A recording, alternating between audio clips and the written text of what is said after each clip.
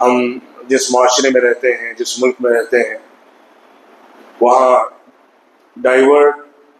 diversity ہے، مختلف cultures ہیں، مختلف ثقافتیں ہیں، تہذیبیں ہیں،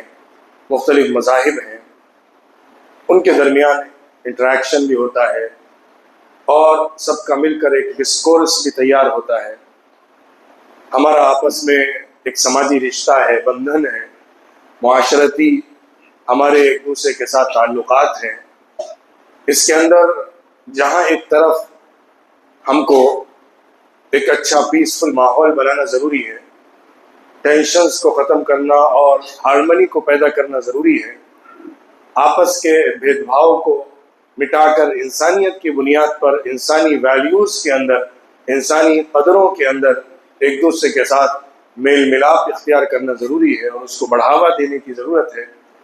تو دوسری طرف ساتھ ہی ساتھ اپنے ایمان کے تحفظ کی بھی ضرورت ہے، اپنے عقیدے کی حفاظت کی بھی ضرورت ہے،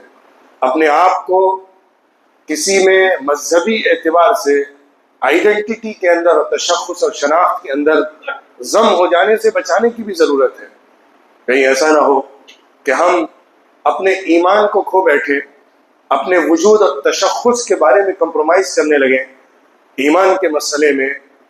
دین کے مسئلے میں، عقیدے کے مسئلے میں